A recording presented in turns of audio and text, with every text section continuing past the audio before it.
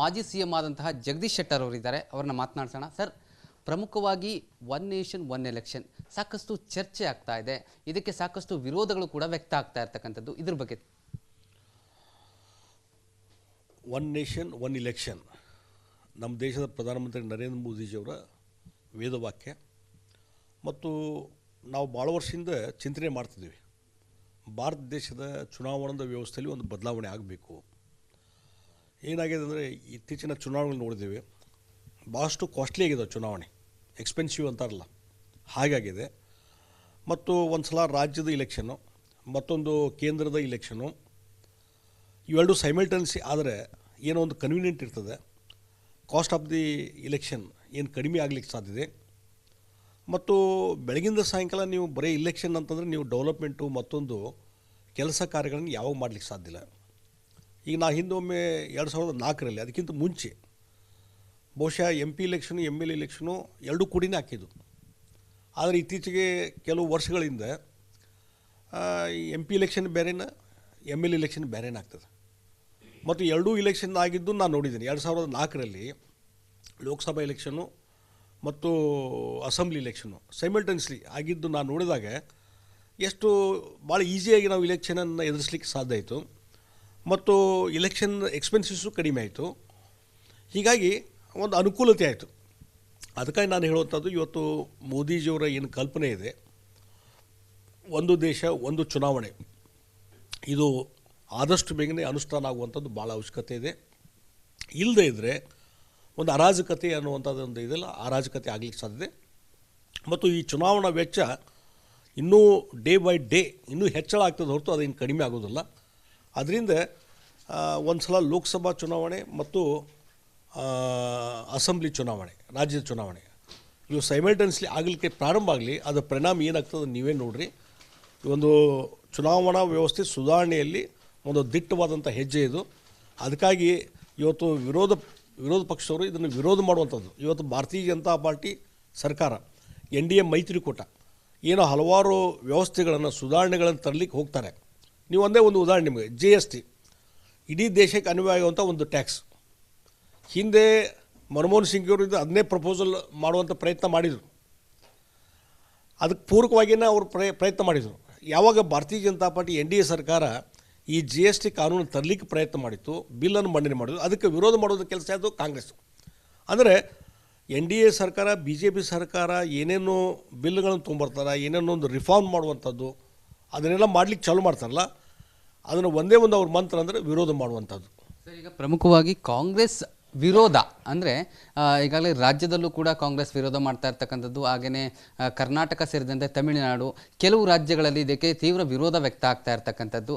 ಅಂದರೆ one nation one election ಬರಬಾರ್ದು ಅನ್ನುವಂತಹ ನಿಟ್ಟಿನಲ್ಲಿ ಈ ವಿರೋಧನ ಹೇಗೆ ಅನ್ನುವುದು ನೋಡಿರಿ, ಅವ್ರಿಗೇನಾಗಿದೆ ಸೆಲ್ಫ್ ಇಂಟ್ರೆಸ್ಟು, ವೆಸ್ಟೆಡ್ ಇಂಟ್ರೆಸ್ಟು ಏನಾಗಿದೆ.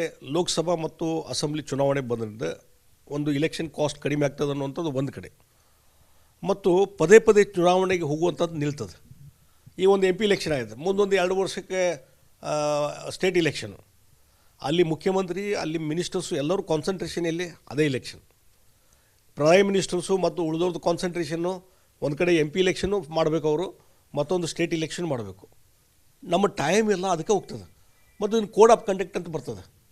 ಕೋಡ್ ಆಫ್ ಕಂಡಕ್ಟ್ ಬಂದರೆ 2 ತಿಂಗಳು ನೀವು ಯಾವುದೇ ಅಭಿವೃದ್ಧಿ ಕೆಲಸ ಮಾಡುವಂಗಿಲ್ಲ. ಯಾವುದೇ ಭೂಮಿ ಪೂಜೆ, ಶಂಕುಸ್ಥಾಪನೆ, ಪ್ರಾರಂಭ ಅಂದರೆ 2 ತಿಂಗಳು ಸ್ಟ್ಯಾಂಡ್ ಸ್ಟಿಲ್. ಹಾಗಾಗಿ ಇದರಿಂದ ನಮ್ಮ ಅಭಿವೃದ್ಧಿ ಕುಂಠಿತ ಆಗಲಿಕ್ಕೆ ಸಾಧ್ಯತೆ. ಆ ಹಿನ್ನೆಲೆಯಲ್ಲಿ ಇವತ್ತು ಸ್ಟೇಟ್ ಇಲೆಕ್ಷನ್ ಮತ್ತು ಕೇಂದ್ರ ಇಲೆಕ್ಷನ್ ಎರಡೂ ಒಂದೇ ಆದರೆ ಭಾಳಷ್ಟು ಬದಲಾವಣೆ ಆಗಲಿಕ್ಕೆ ಸಾಧ್ಯತೆ. ಅದನ್ನು ಕರೆಯೋದು ನಿಜವಾಗಿ ಹೇಳಬೇಕಂದ್ರೆ ಇದು ವಿರೋಧ ಮಾಡುವಂಥದ್ದು ವ್ಯವಸ್ಥೆನೇ ಅಲ್ಲ. ಇವರು ಏನಾಗಿದೆ, ನಮ್ಮ ಸೆಲ್ಫ್ ಇಂಟ್ರೆಸ್ಟ್, ರಾಜ್ಯದ ಆಸಕ್ತಿ, ಇದರ ಹಿನ್ನೆಲೆಯಲ್ಲಿ ಅವರು ಎಲ್ಲಿ MP ಇಲೆಕ್ಷನ್ ಜೊತೆ ನ್ಯಾಷನಲ್ ಇಶ್ಯೂ, ರಾಷ್ಟ್ರೀಯ ನಾಯಕತ್ವ, ರಾಷ್ಟ್ರೀಯತೆ ಇದೆಲ್ಲ ಚರ್ಚೆಯಾಗಿ ಅಸೆಂಬ್ಲಿ ಇಲೆಕ್ಷನ್ನಲ್ಲಿ ನಾವೆಲ್ಲಿ ಫೇಲ್ಯೂರ್ ಆಗ್ತಿದ್ದೀವಿ ಅನ್ನುವಂಥ ಒಂದು ಹೆದರಿಕೆ ಇದೆಯಲ್ಲ, ಅದರಿಂದ ನೋಡಿರಿ ಜನರು ಇವತ್ತು ಭಾಳ ಶಾಣ್ಯರಾಗ್ಯಾರ. ಇವತ್ತು ಸ್ಟೇಟ್ ಇಲೆಕ್ಷನ್ ಯಾರನ್ನ ಆಯ್ಕೆ ಮಾಡಬೇಕು, MP ದಿಲ್ಲಿ ಇಲೆಕ್ಷನ್ ಪಾರ್ಲಿಮೆಂಟಿಗೆ ಯಾರನ್ನ ಆಯ್ಕೆ ಮಾಡಬೇಕು, ರಾಷ್ಟ್ರಕ್ಕೆ ಯಾರು ನಾಯಕರು ಬೇಕು, ರಾಜ್ಯಕ್ಕೆ ಯಾರು ನಾಯಕರು ಬೇಕು, ಯಾವ ಪಾರ್ಟಿ ಬೇಕು ಅನ್ನುವಂಥದ್ದು ಸೆಲೆಕ್ಟ್ ಮಾಡುವಂಥದ್ದು, ಚೂಸ್ ಮಾಡುವಂಥ ಒಂದು ಇಂಟೆಲೆನ್ಸಿ ನಮ್ಮ ನಾಗರಿಕರಲ್ಲಿ ಬಂದದ. ಹೀಗಾಗಿ ಅದು ಯಾವುದೇ ರೀತಿ ಇವತ್ತೇನೋ ವಿರೋಧ ಪಕ್ಷ ವಿಚಾರ ಮಾಡ್ತಾರಲ್ಲ ಆ ರೀತಿ ಆಗಲಿಕ್ಕೆ ಸಾಧ್ಯ ಇಲ್ಲ. ನಿಮ್ಮನ್ನು ಚಾಯ್ಸ್ ಮಾಡಿದ್ರೆ ನಿಮ್ಮನ್ನು ಚಾಯ್ಸ್ ಮಾಡ್ತಾರೆ, ಅಥವಾ ಬಿ ಜೆ ಪಿನ ಚಾಯ್ಸ್ ಮಾಡಬೇಕು ಬಿ ಜೆ ಪಿನೇ ಚಾಯ್ಸ್ ಮಾಡ್ತಾರೆ. ಅವ್ರು ಭಾಳ ಶಾಣೆಯರದಾರೆ ಜನ. ಆ ಹಿನ್ನೆಲೆಯಲ್ಲಿ ಇದಕ್ಕೆ ವಿರೋಧ ಮಾಡುವಂಥದ್ದು ಅವಶ್ಯಕತೆ ಇಲ್ಲ. ಅದಕ್ಕಾಗಿ ಇದಕ್ಕೆ ಎಲ್ಲರೂ ಸಂಪೂರ್ಣ ಬೆಂಬಲ ಕೊಟ್ಟು ಎಲ್ಲಿವರೆಗೆ ಆದಷ್ಟು ಬೇಗನೆ ಅನುಷ್ಠಾನ ಬೇಕು. ಇದರ ಜೊತೆಗೆ ಪಾರ್ಲಿಮೆಂಟ್ ಇಲೆಕ್ಷನು, ಅಸೆಂಬ್ಲಿ ಇಲೆಕ್ಷನು, ನಾಳೆ ZP ಇಲೆಕ್ಷನು, ಮಹಾನಗರ ಸಭೆ ಇಲೆಕ್ಷನು, ತಾಲೂಕ್ ಪಂಚಾಯತಿ ಇಲೆಕ್ಷನು ಅವೆಲ್ಲವೂ ಸೈಮಲ್ಟೇನಿಯಸ್ಲಿ 5-5 ವರ್ಷಕ್ಕೊಮ್ಮೆ ಕಂಪಲ್ಸರಿ ಆದರೆ ಬಹುಶಃ ಅದರದ್ದು ಇಂಪ್ಯಾಕ್ಟ್ ನೋಡ್ರಿ ಭಾಳ ದೊಡ್ಡ ಪ್ರಮಾಣದಲ್ಲಿ ದೇಶದಲ್ಲಿ ಬದಲಾವಣೆ ಆಗ್ತದೆ. ಸರ್, ಈಗ ಪ್ರಮುಖವಾಗಿ ಈ ಒಂದು ಅಂದರೆ ಮಸೂದೆಗೆ ಸಂಬಂಧಪಟ್ಟಂತೆ ಪ್ರಾದೇಶಿಕ ಪಕ್ಷಕ್ಕೆ ಇದು ಹೊಡೆತ ಬೀಳುತ್ತೆ ಅನ್ನುವಂತಹ ನಿಟ್ಟಿನಲ್ಲಿ ಚರ್ಚೆ ಆಗ್ತಾ ಇದೆ. ಪ್ರಾದೇಶಿಕ ಪಕ್ಷಗಳೇನಿದೆ ಈ ಪಕ್ಷಗಳಲ್ಲೂ ಕೂಡ ಬಹಳಷ್ಟು ವಿರೋಧ ವ್ಯಕ್ತ ಆಗ್ತಾ ಇದೆ. NDA ಮೈತ್ರಿಕೂಟದಲ್ಲಿ ಅಂದರೆ ಪ್ರಾದೇಶಿಕ ಪಕ್ಷಗಳು ಇರುವಂಥದ್ದು, ಇವರ ಒಂದು ಪ್ರತಿಕ್ರಿಯೆ ಯಾವ ಮಟ್ಟಕ್ಕೆ ಇರ್ಬೋದು ಮುಂದಿನ ದಿನಗಳಲ್ಲಿ? ನೋಡಿ, ಅವರು ವಿರೋಧ ಮಾಡ್ತಾರೆ, ವಿರೋಧ ಮಾಡಲಿಕ್ಕೆ ಅಂತ ಇದ್ದಾರೆ. ಅದು ಪ್ರಾದೇಶಿಕವಾದಂಥ ಪಕ್ಷಗಳಿಗೆ ಯಾವುದೇ ಇಫೆಕ್ಟ್ ಇದಾಗೋದಿಲ್ಲ. ಅವರ ಪ್ರಭಾವ, ಒಳ್ಳೆಯ ಆಡಳಿತ, ಒಳ್ಳೆಯ ಲೀಡರ್ಶಿಪ್ ಇದ್ದರೆ ಅವರ ರಾಜ್ಯ ಮಟ್ಟದ ಅಧಿಕಾರಕ್ಕೆ ಅವ್ರು ತೊಗೊಂಡು ಬಂದುಬಿಡ್ತಾರೆ. ಈಗ ನೋಡಿ, MP ಇಲೆಕ್ಷನ್ನು ಮತ್ತು MP ಇದರಲ್ಲಿ ವೆಸ್ಟ್ ಬೆಂಗಾಲ್ದಲ್ಲಿ MP ಇಲೆಕ್ಷನ್ದಲ್ಲಿ ಅತಿ ಹೆಚ್ಚು ಸೀಟ್ಗಳನ್ನು ನಾವು ಗೆಲ್ತೀವಿ BJP. ಅದೇ ಮತ್ತು ಸ್ಟೇಟದ ಇಲೆಕ್ಷನ್ ಬಂದರೆ ಅವರೇ ಗೆಲ್ಕೊಂಡು ಬಂದಿದ್ದಾರೆ ಮಮತಾ ಬ್ಯಾನರ್ಜಿ. ಅದೇ ರೀತಿ DMK, ಅಣ್ಣಾ DMK ಮತ್ತು ಬೇರೆ ಬೇರೆ ರಾಜ್ಯ, ಕೇರಳದಲ್ಲಿ ತೊಗೊಳ್ರಿ, ಬೇರೆ ಬೇರೆ ರಾಜ್ಯಗಳ ಉದಾಹರಣೆ ತೆಗೆದುಕೊಳ್ರಿ. ಒಡಿಸ್ಸಾದಾಗ ಇವತ್ತು ನಾವು ಅಸೆಂಬ್ಲಿ ಇಲೆಕ್ಷನ್ ಗೆದ್ದಿದ್ದೇವೆ. ನಾವು ಅಲ್ಲಿವರೆಗೆ ಪಟ್ನಾಯಕ್ ಅವರೇ ಆರಿಸಿ ಬಂದಲ್ಲ, ಒಂದು 3-4 ಸಲ ಮುಖ್ಯಮಂತ್ರಿ ಇದ್ರಲ್ಲ, ಅಲ್ಲಿ ಅವ್ರನ್ನ ಲೀಡರ್ಶಿಪ್ನ ಒಪ್ಕೊಂಡ್ರೆ ಕೇಂದ್ರದಲ್ಲಿ MP ಸೀಟ್ನಲ್ಲಿ ನಮಗೂ ಬಂದು. ಹೀಗಾಗಿ ಇದ್ದು ಯಾವುದೂ ಇಫೆಕ್ಟ್ ಆಗೋದಿಲ್ಲ. ಪ್ರಾದೇಶಿಕ ಪಕ್ಷಗಳು ಇದ್ರ ಬಗ್ಗೆ ಹೆದರುವಂಥ ಕಾರಣನೇ ಇಲ್ಲ. ನಿಮ್ಮ ಒಳ್ಳೆಯ ನಾಯಕತ್ವ ಇದ್ದರೆ ನಿಮ್ಮನ್ನು ಚಾಯ್ಸ್ ಮಾಡ್ತಾರೆ, ಇಲ್ಲದಿದ್ದರೆ ನಿಮ್ಮನ್ನು ಫೇಲ್ ಮಾಡ್ತಾರೆ. ಅದು ಸಪ್ರೇಟ್ ಇದ್ದರೂ ನಿಮ್ಮನ್ನು ಫೇಲ್ ಮಾಡ್ತಾರೆ. ಧನ್ಯವಾದಗಳು ಸರ್. ಇದಿಷ್ಟು ಮಾಜಿ CM ಹಾಗೂ ಹಿರಿಯ ಸಂಸದರಾದಂತಹ ಜಗದೀಶ್ ಶೆಟ್ಟರ್ ಅವರ ಮಾತಾಗಿರುವಂಥದ್ದು. ಪ್ರಮುಖವಾಗಿ ಈ ಒಂದು ಒನ್ ನೇಷನ್ ಒನ್ ಎಲೆಕ್ಷನ್ ಏನಿದೆ, ಇದು ಯಾವ ರೀತಿಯಾದಂತಹ ಎಫೆಕ್ಟ್ಗಳು ಕೂಡ ಇದರಿಂದ ಆಗುವುದಿಲ್ಲ. ಪ್ರಾದೇಶಿಕ ಪಕ್ಷವಾಗಲಿ ಅಥವಾ ರಾಷ್ಟ್ರೀಯ ಪಕ್ಷಕ್ಕಾಗಲಿ ಇದು ಬಹಳಷ್ಟು ಅನುಕೂಲವಾಗುತ್ತೆ, ಏನು ದೇಶದ ಅಭಿವೃದ್ಧಿಗೆ ಪೂರಕವಾಗುತ್ತೆ ಎನ್ನುವಂತಹ ವಿಚಾರವನ್ನು ವ್ಯಕ್ತಪಡಿಸ್ತಾ ಇರ್ತಕ್ಕಂಥದ್ದು. ಕ್ಯಾಮ್ರಾ ಪರ್ಸನ್ ಸುರೇಂದರ್ ಜೊತೆ ನಟೇಶ್ ರಾಜಣ್ಣ, ರಿಪಬ್ಲಿಕ್ ಕನ್ನಡ, ನವದೆಹಲಿ. ಮಾಜಿ CM ಆದಂತಹ ಜಗದೀಶ್ ಶೆಟ್ಟರ್ ಅವರಿದ್ದಾರೆ, ಅವ್ರನ್ನ ಮಾತನಾಡ್ಸೋಣ. ಸರ್, ಪ್ರಮುಖವಾಗಿ ಒನ್ ನೇಷನ್ ಒನ್ ಎಲೆಕ್ಷನ್ ಸಾಕಷ್ಟು ಚರ್ಚೆ ಆಗ್ತಾ ಇದೆ, ಇದಕ್ಕೆ ಸಾಕಷ್ಟು ವಿರೋಧಗಳು ಕೂಡ ವ್ಯಕ್ತ ಆಗ್ತಾ ಇರ್ತಕ್ಕಂಥದ್ದು, ಇದ್ರ ಬಗ್ಗೆ? ಒನ್ ನೇಷನ್ ಒನ್ ಇಲೆಕ್ಷನ್ ನಮ್ಮ ದೇಶದ ಪ್ರಧಾನಮಂತ್ರಿ ನರೇಂದ್ರ ಮೋದಿಜಿಯವರ ವೇದವಾಕ್ಯ. ಮತ್ತು ನಾವು ಭಾಳ ವರ್ಷದಿಂದ ಚಿಂತನೆ ಮಾಡ್ತಿದ್ದೀವಿ, ಭಾರತ ದೇಶದ ಚುನಾವಣಾ ವ್ಯವಸ್ಥೆಯಲ್ಲಿ ಒಂದು ಬದಲಾವಣೆ ಆಗಬೇಕು. ಏನಾಗಿದೆ ಅಂದರೆ, ಇತ್ತೀಚಿನ ಚುನಾವಣೆಗಳು ನೋಡಿದ್ದೇವೆ, ಭಾಳಷ್ಟು ಕಾಸ್ಟ್ಲಿ ಆಗಿದೆ ಚುನಾವಣೆ, ಎಕ್ಸ್ಪೆನ್ಸಿವ್ ಅಂತಾರಲ್ಲ ಹಾಗಾಗಿದೆ. ಮತ್ತು ಒಂದು ಸಲ ರಾಜ್ಯದ ಇಲೆಕ್ಷನ್ನು, ಮತ್ತೊಂದು ಕೇಂದ್ರದ ಇಲೆಕ್ಷನ್ನು, ಇವೆರಡು ಸೈಮಲ್ಟೇನಿಯಸ್ಲಿ ಆದರೆ ಏನೋ ಒಂದು ಕನ್ವೀನಿಯೆಂಟ್ ಇರ್ತದೆ. ಕಾಸ್ಟ್ ಆಫ್ ದಿ ಇಲೆಕ್ಷನ್ ಏನು ಕಡಿಮೆ ಆಗಲಿಕ್ಕೆ ಸಾಧ್ಯತೆ. ಮತ್ತು ಬೆಳಗಿಂದ ಸಾಯಂಕಾಲ ನೀವು ಬರೀ ಇಲೆಕ್ಷನ್ ಅಂತಂದರೆ ನೀವು ಡೆವಲಪ್ಮೆಂಟು ಮತ್ತೊಂದು ಕೆಲಸ ಕಾರ್ಯಗಳನ್ನು ಯಾವಾಗ ಮಾಡಲಿಕ್ಕೆ ಸಾಧ್ಯ ಇಲ್ಲ. ಈಗ ನಾ ಹಿಂದೊಮ್ಮೆ 2004ರಲ್ಲಿ ಅದಕ್ಕಿಂತ ಮುಂಚೆ ಬಹುಶಃ MP ಇಲೆಕ್ಷನು MLA ಇಲೆಕ್ಷನು ಎರಡೂ ಕೂಡಿನೇ ಹಾಕಿದ್ದು. ಆದರೆ ಇತ್ತೀಚೆಗೆ ಕೆಲವು ವರ್ಷಗಳಿಂದ MP ಇಲೆಕ್ಷನ್ ಬೇರೆನ MLA ಇಲೆಕ್ಷನ್ ಬೇರೆನೇ ಆಗ್ತದೆ. ಮತ್ತು ಎರಡೂ ಇಲೆಕ್ಷನ್ ಆಗಿದ್ದು ನಾನು ನೋಡಿದ್ದೀನಿ. 2004ರಲ್ಲಿ ಲೋಕಸಭಾ ಇಲೆಕ್ಷನ್ನು ಮತ್ತು ಅಸೆಂಬ್ಲಿ ಇಲೆಕ್ಷನು ಸೈಮಲ್ಟೇನಿಯಸ್ಲಿ ಆಗಿದ್ದು ನಾನು ನೋಡಿದಾಗ ಎಷ್ಟು ಭಾಳ ಈಸಿಯಾಗಿ ನಾವು ಇಲೆಕ್ಷನನ್ನು ಎದುರಿಸಲಿಕ್ಕೆ ಸಾಧ್ಯ ಆಯಿತು. ಮತ್ತು ಇಲೆಕ್ಷನ್ ಎಕ್ಸ್ಪೆನ್ಸಸ್ಸು ಕಡಿಮೆ ಆಯಿತು. ಹೀಗಾಗಿ ಒಂದು ಅನುಕೂಲತೆ ಆಯಿತು. ಅದಕ್ಕಾಗಿ ನಾನು ಹೇಳುವಂಥದ್ದು, ಇವತ್ತು ಮೋದಿಜಿಯವರ ಏನು ಕಲ್ಪನೆ ಇದೆ, ಒಂದು ದೇಶ ಒಂದು ಚುನಾವಣೆ, ಇದು ಆದಷ್ಟು ಬೇಗನೆ ಅನುಷ್ಠಾನ ಆಗುವಂಥದ್ದು ಭಾಳ ಅವಶ್ಯಕತೆ ಇದೆ. ಇಲ್ಲದೇ ಇದ್ದರೆ ಒಂದು ಅರಾಜಕತೆ ಅನ್ನುವಂಥದ್ದೊಂದು ಇದೆಲ್ಲ, ಅರಾಜಕತೆ ಆಗಲಿಕ್ಕೆ ಸಾಧ್ಯತೆ. ಮತ್ತು ಈ ಚುನಾವಣಾ ವೆಚ್ಚ ಇನ್ನೂ ಡೇ ಬೈ ಡೇ ಇನ್ನೂ ಹೆಚ್ಚಳ ಆಗ್ತದೆ ಹೊರತು ಅದೇನು ಕಡಿಮೆ ಆಗೋದಿಲ್ಲ. ಅದರಿಂದ ಒಂದು ಸಲ ಲೋಕಸಭಾ ಚುನಾವಣೆ ಮತ್ತು ಅಸೆಂಬ್ಲಿ ಚುನಾವಣೆ, ರಾಜ್ಯದ ಚುನಾವಣೆ ಇವು ಸೈಮಲ್ಟೇನಿಯಸ್ಲಿ ಆಗಲಿಕ್ಕೆ ಪ್ರಾರಂಭ ಆಗಲಿ, ಅದರ ಪರಿಣಾಮ ಏನಾಗ್ತದೆ ನೀವೇ ನೋಡಿರಿ. ಒಂದು ಚುನಾವಣಾ ವ್ಯವಸ್ಥೆ ಸುಧಾರಣೆಯಲ್ಲಿ ಒಂದು ದಿಟ್ಟವಾದಂಥ ಹೆಜ್ಜೆ ಇದು. ಅದಕ್ಕಾಗಿ ಇವತ್ತು ವಿರೋಧ ಪಕ್ಷದವರು ಇದನ್ನು ವಿರೋಧ ಮಾಡುವಂಥದ್ದು. ಇವತ್ತು ಭಾರತೀಯ ಜನತಾ ಪಾರ್ಟಿ ಸರ್ಕಾರ, NDA ಮೈತ್ರಿಕೂಟ ಏನೋ ಹಲವಾರು ವ್ಯವಸ್ಥೆಗಳನ್ನು ಸುಧಾರಣೆಗಳನ್ನು ತರಲಿಕ್ಕೆ ಹೋಗ್ತಾರೆ. ನೀವು ಒಂದೇ ಒಂದು ಉದಾಹರಣೆ ನಿಮಗೆ, GST ಇಡೀ ದೇಶಕ್ಕೆ ಅನ್ವಯವಾಗುವಂಥ ಒಂದು ಟ್ಯಾಕ್ಸ್. ಹಿಂದೆ ಮನಮೋಹನ್ ಸಿಂಗ್ ಅವರು ಅದನ್ನೇ ಪ್ರಪೋಸಲ್ ಮಾಡುವಂಥ ಪ್ರಯತ್ನ ಮಾಡಿದರು. ಅದಕ್ಕೆ ಪೂರಕವಾಗಿಯೇ ಅವರು ಪ್ರಯತ್ನ ಮಾಡಿದರು. ಯಾವಾಗ ಭಾರತೀಯ ಜನತಾ ಪಾರ್ಟಿ NDA ಸರ್ಕಾರ ಈ GST ಕಾನೂನು ತರಲಿಕ್ಕೆ ಪ್ರಯತ್ನ ಮಾಡಿತ್ತು, ಬಿಲ್ಲನ್ನು ಮಂಡನೆ ಮಾಡಿದ್ರು, ಅದಕ್ಕೆ ವಿರೋಧ ಮಾಡೋದು ಕೆಲಸ ಆಯಿತು ಕಾಂಗ್ರೆಸ್. ಅಂದರೆ NDA ಸರ್ಕಾರ BJP ಸರ್ಕಾರ ಏನೇನು ಬಿಲ್ಗಳನ್ನು ತೊಗೊಂಬರ್ತಾರೆ, ಏನೇನೋ ಒಂದು ರಿಫಾರ್ಮ್ ಮಾಡುವಂಥದ್ದು ಅದನ್ನೆಲ್ಲ ಮಾಡಲಿಕ್ಕೆ ಚಾಲೂ ಮಾಡ್ತಾರಲ್ಲ, ಅದನ್ನು ಒಂದೇ ಒಂದು ಅವ್ರ ಮಂತ್ರ ಅಂದರೆ ವಿರೋಧ ಮಾಡುವಂಥದ್ದು. ಸರ್, ಈಗ ಪ್ರಮುಖವಾಗಿ ಕಾಂಗ್ರೆಸ್ ವಿರೋಧ ಅಂದರೆ ಈಗಾಗಲೇ ರಾಜ್ಯದಲ್ಲೂ ಕೂಡ ಕಾಂಗ್ರೆಸ್ ವಿರೋಧ ಮಾಡ್ತಾ ಇರ್ತಕ್ಕಂಥದ್ದು, ಹಾಗೆಯೇ ಕರ್ನಾಟಕ ಸೇರಿದಂತೆ ತಮಿಳುನಾಡು ಕೆಲವು ರಾಜ್ಯಗಳಲ್ಲಿ ಇದಕ್ಕೆ ತೀವ್ರ ವಿರೋಧ ವ್ಯಕ್ತ ಆಗ್ತಾ ಇರ್ತಕ್ಕಂಥದ್ದು.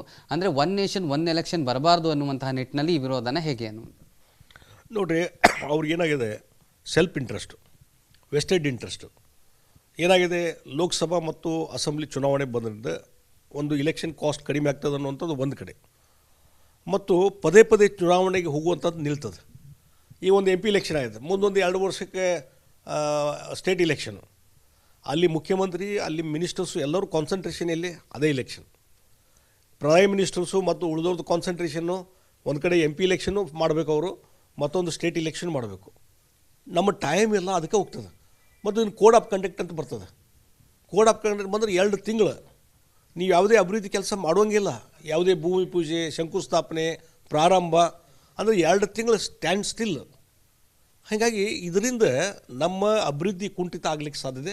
ಆ ಹಿನ್ನೆಲೆಯಲ್ಲಿ ಇವತ್ತು ಸ್ಟೇಟ್ ಇಲೆಕ್ಷನ್ ಮತ್ತು ಕೇಂದ್ರ ಇಲೆಕ್ಷನ್ ಎರಡೂ ಒಂದೇ ಆದರೆ ಭಾಳಷ್ಟು ಬದಲಾವಣೆ ಆಗಲಿಕ್ಕೆ ಸಾಧ್ಯತೆ. ಅದನ್ನು ಕರೆಯೋದು ನಿಜವಾಗಿ ಹೇಳಬೇಕಂದ್ರೆ ಇದು ವಿರೋಧ ಮಾಡುವಂಥದ್ದು ವ್ಯವಸ್ಥೆನೇ ಅಲ್ಲ. ಇವರು ಏನಾಗಿದೆ, ನಮ್ಮ ಸೆಲ್ಫ್ ಇಂಟ್ರೆಸ್ಟ್, ರಾಜ್ಯದ ಆಸಕ್ತಿ, ಇದರ ಹಿನ್ನೆಲೆಯಲ್ಲಿ ಅವರು ಎಲ್ಲಿ MP ಇಲೆಕ್ಷನ್ ಜೊತೆ ನ್ಯಾಷನಲ್ ಇಶ್ಯೂ, ರಾಷ್ಟ್ರೀಯ ನಾಯಕತ್ವ, ರಾಷ್ಟ್ರೀಯತೆ ಇದೆಲ್ಲ ಚರ್ಚೆಯಾಗಿ ಅಸೆಂಬ್ಲಿ ಇಲೆಕ್ಷನ್ನಲ್ಲಿ ನಾವೆಲ್ಲಿ ಫೇಲ್ಯೂರ್ ಆಗ್ತಿದ್ದೀವಿ ಅನ್ನುವಂಥ ಒಂದು ಹೆದರಿಕೆ ಇದೆಯಲ್ಲ, ಅದರಿಂದ ನೋಡಿರಿ ಜನರು ಇವತ್ತು ಭಾಳ ಶಣ್ಯರಾಗ್ಯಾರ. ಇವತ್ತು ಸ್ಟೇಟ್ ಇಲೆಕ್ಷನ್ ಯಾರನ್ನ ಆಯ್ಕೆ ಮಾಡಬೇಕು, MP ದಿಲ್ಲಿ ಇಲೆಕ್ಷನ್ ಪಾರ್ಲಿಮೆಂಟಿಗೆ ಯಾರನ್ನ ಆಯ್ಕೆ ಮಾಡಬೇಕು, ರಾಷ್ಟ್ರಕ್ಕೆ ಯಾರು ನಾಯಕರು ಬೇಕು, ರಾಜ್ಯಕ್ಕೆ ಯಾರು ನಾಯಕರು ಬೇಕು, ಯಾವ ಪಾರ್ಟಿ ಬೇಕು ಅನ್ನುವಂಥದ್ದು ಸೆಲೆಕ್ಟ್ ಮಾಡುವಂಥದ್ದು, ಚೂಸ್ ಮಾಡುವಂಥ ಒಂದು ಇಂಟೆಲಿಜೆನ್ಸಿ ನಮ್ಮ ನಾಗರಿಕರಲ್ಲಿ ಬಂದದ. ಹೀಗಾಗಿ ಅದು ಯಾವುದೇ ರೀತಿ ಇವತ್ತೇನೋ ವಿರೋಧ ಪಕ್ಷ ವಿಚಾರ ಮಾಡ್ತಾರಲ್ಲ ಆ ರೀತಿ ಆಗಲಿಕ್ಕೆ ಸಾಧ್ಯ ಇಲ್ಲ.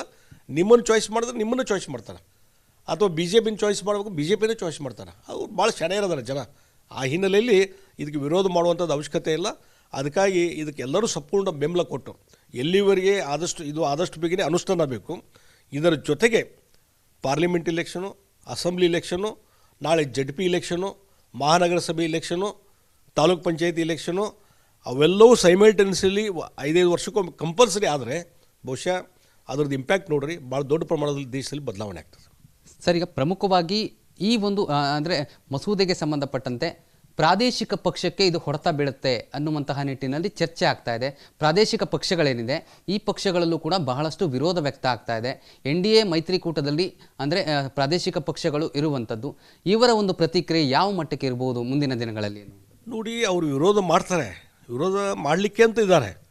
ಅದು ಪ್ರಾದೇಶಿಕವಾದಂಥ ಪಕ್ಷಗಳಿಗೆ ಯಾವುದೇ ಇಫೆಕ್ಟ್ ಇದಾಗೋದಿಲ್ಲ. ಅವರ ಪ್ರಭಾವ, ಒಳ್ಳೆಯ ಆಡಳಿತ, ಒಳ್ಳೆಯ ಲೀಡರ್ಶಿಪ್ ಇದ್ದರೆ ಅವ್ರ ರಾಜ್ಯ ಮಟ್ಟದ ಅಧಿಕಾರಕ್ಕೆ ಅವ್ರು ತೊಗೊಂಡು ಬಂದುಬಿಡ್ತಾರೆ. ಈಗ ನೋಡಿ, MP ಇಲೆಕ್ಷನ್ನು ಮತ್ತು MP ಇದರಲ್ಲಿ ವೆಸ್ಟ್ ಬೆಂಗಾಲ್ದಲ್ಲಿ MP ಇಲೆಕ್ಷನ್ದಲ್ಲಿ ಅತಿ ಹೆಚ್ಚು ಸೀಟ್ಗಳನ್ನು ನಾವು ಗೆಲ್ತೀವಿ BJP. ಅದೇ ಮತ್ತು ಸ್ಟೇಟದ ಇಲೆಕ್ಷನ್ ಬಂದರೆ ಅವರೇ ಗೆಲ್ಕೊಂಡು ಬಂದಿದ್ದಾರೆ ಮಮತಾ ಬ್ಯಾನರ್ಜಿ. ಅದೇ ರೀತಿ DMK, ಅಣ್ಣಾ DMK ಮತ್ತು ಬೇರೆ ಬೇರೆ ರಾಜ್ಯ, ಕೇರಳದಲ್ಲಿ ತೊಗೊಳ್ರಿ, ಬೇರೆ ಬೇರೆ ರಾಜ್ಯಗಳ ಉದಾಹರಣೆ ತೆಗೆದುಕೊಳ್ರಿ. ಒಡಿಸ್ಸಾದಾಗ ಇವತ್ತು ನಾವು ಅಸೆಂಬ್ಲಿ ಇಲೆಕ್ಷನ್ ಗೆದ್ದಿದ್ದೇವೆ. ನಾವು ಅಲ್ಲಿವರೆಗೆ ಪಟ್ನಾಯಕ್ ಅವರೇ ಆರಿಸಿ ಬಂದಲ್ಲ, ಒಂದು 3-4 ಸಲ ಮುಖ್ಯಮಂತ್ರಿ ಇದ್ರಲ್ಲ, ಅಲ್ಲಿ ಅವ್ರನ್ನ ಲೀಡರ್ಶಿಪ್ನ ಒಪ್ಕೊಂಡ್ರೆ ಕೇಂದ್ರದಲ್ಲಿ MP ಸೀಟ್ನಲ್ಲಿ ನಮಗೆ ಬಂದು. ಹೀಗಾಗಿ ಇದ್ದು ಯಾವುದೂ ಇಫೆಕ್ಟ್ ಆಗೋದಿಲ್ಲ. ಪ್ರಾದೇಶಿಕ ಪಕ್ಷಗಳು ಇದ್ರ ಬಗ್ಗೆ ಹೆದರುವಂಥ ಕಾರಣನೇ ಇಲ್ಲ. ನಿಮ್ಮ ಒಳ್ಳೆಯ ನಾಯಕತ್ವ ಇದ್ದರೆ ನಿಮ್ಮನ್ನು ಚಾಯ್ಸ್ ಮಾಡ್ತಾರೆ, ಇಲ್ಲದಿದ್ದರೆ ನಿಮ್ಮನ್ನು ಫೇಲ್ ಮಾಡ್ತಾರೆ. ಅದು ಸಪ್ರೇಟ್ ಇದ್ದರೂ ನಿಮ್ಮನ್ನು ಫೇಲ್ ಮಾಡ್ತಾರೆ. ಧನ್ಯವಾದಗಳು ಸರ್.